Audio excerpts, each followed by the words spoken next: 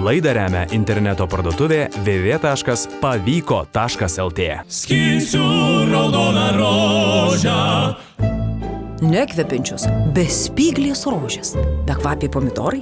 Įsivaizduokite, šiame olandiškame rožių fabrike nuskinama 200 000 rožių per dieną. Ir jos visos bekvapės ir bespyglės. Šiuolaikinė masinė gamyba, sukelianti jos vartotojams amžiaus ligas, alergijas ir neaiškios kilmės uždegimus, saugosi nuo vartotojų keršto, perkurdama gamtą. Ir visos tos naujos veislės keliauja į mūsų sodus, kartu atimdamos iš mūsų malonumo pajusti kvapą, skonį, pasidžiaugti neįprasta išvaizda.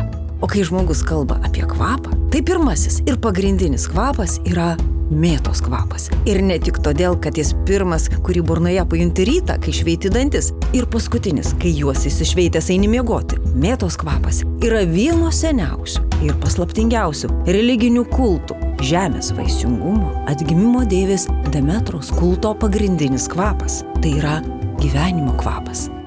O mėtų įvairiausių iš tikrųjų yra, pradedant nuo šokoladinės, kurią labai mėgsta žmonės, gal turbūt pavadinimas užbūrė, jis taip skaniai kvepia nuo pavadinimo.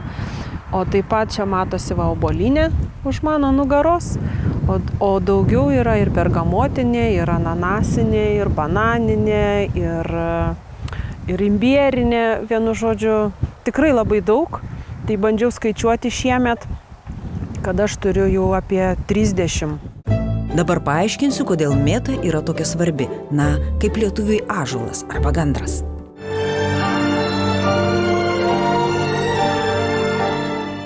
Kai Hadas pavogė Demetros dukrą Persefonę ir nusinešė ją į mirties pasaulį, tai Demetra atėmė žemės gyvybę, jos augmeniją. O kai Hadas vis dėlto paleido Persefonę grįžt pas mamą pusei metų, žemėje radosi metų laikai. Kai dukra pas mamą, pavasaris ir vasara, kai grįžta į požemius, jau ruduo ir žiema.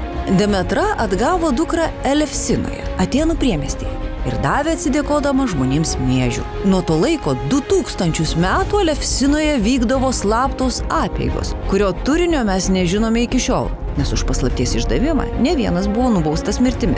Tačiau kuo čia dėta mėta? Taigi, 2000 metų graikai vykdavo į Elefsinos Demetros šventyklą, kad pagerintų savo pomirtinį gyvenimą. Krikščionys apie tas apeigas prikalbėjo visokių siaubų. Esą jų metu buvo vartojamos narkotinės medžiagos, o kulminacija vykdavo požemėje, kai inicijuotieji, tai yra pašvestieji, stebėdavo kunigo ir vaidilutės meilę. O štai tikras dalykas apie Elefsinos slaptas apeigas yra gėrimas, kurį gėrė inicijuotieji. Tai miežių nuoviras su trintomis mėtomis. Jo receptas šio siužeto pabaigoje. Laimiai auginti ir dauginti mėtas yra labai paprasta, tačiau pradedančiam rekomenduočiau obuolinę mėtą. Lengvai auginama ir švelnaus skonio.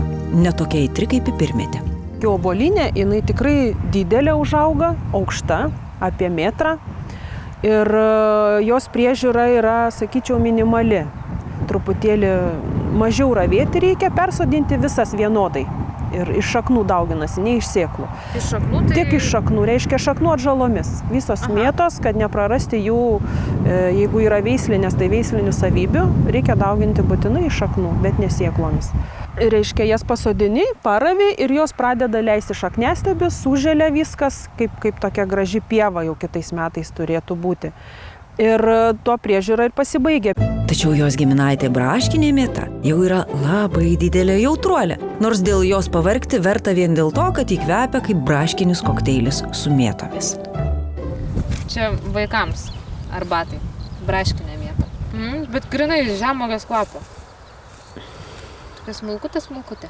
Labai jautrus, labai lepus augalas. Jam reikia vis tiek tos meilės daugiau, nes jis pats mažutis, tikrai nustelbs kiti augalai, jeigu jie bus didesni, ir piktžolės nustelbs, ir žemė netinka, bet kokia jau tokia jau lengvesnė, puresnė jau būtų, kad tos šaknys ir pats augalas geriau gyvuotų.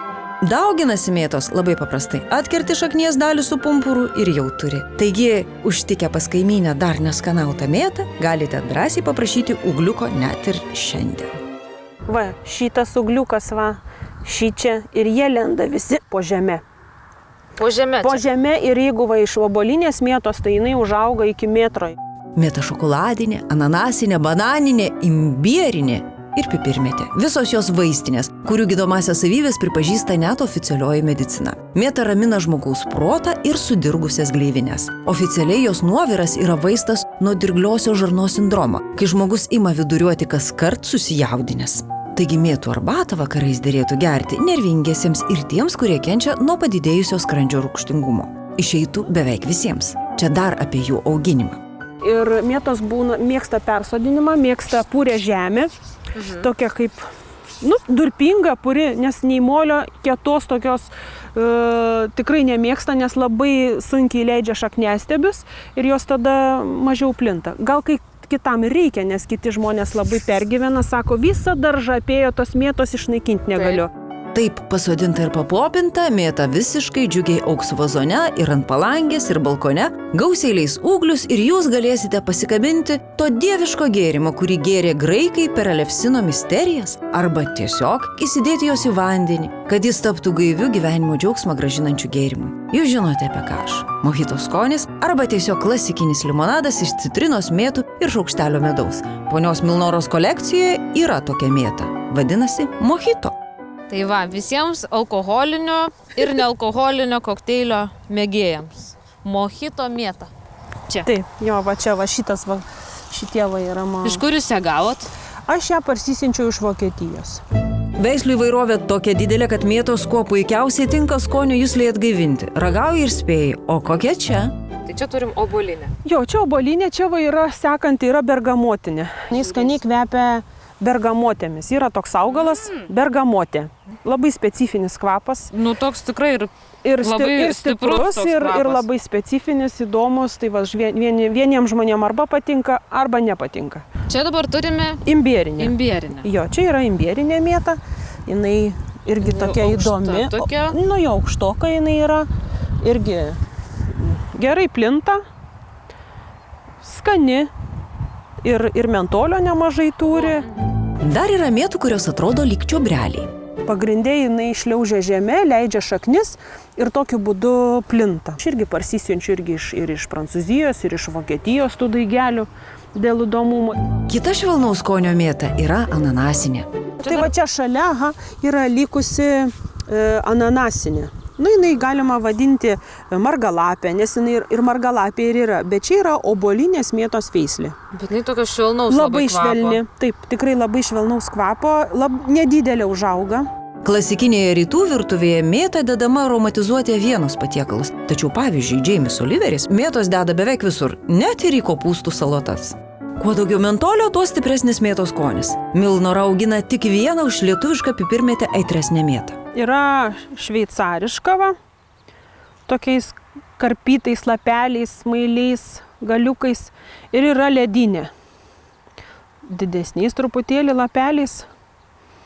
Jos ypatingos tuom, kad jos yra labai stiprios, jos vienos iš stipriausių mėtų. Turi labai daug mentolio. Ir aš jas vadinu vyriškom.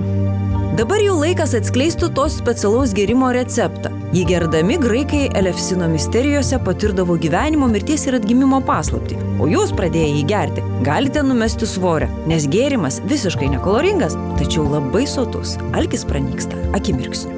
Reikės stiklinės neapdorotų miežių, 8 stiklinių vandens ir ryšulėlio žalių mėtų. Miežius verdame apie pusvalandį, kol jie išverda, o vanduo tampa panašus į kisielių. Tada nukošiame, ataušiname ir sumaišome su į košelę sutrintomis mėtomis. Štai tas gėrimas, kurį graikai geria, kiek save atsimena. O jie save atsimena labai, labai seniai. Skinsiu raudoną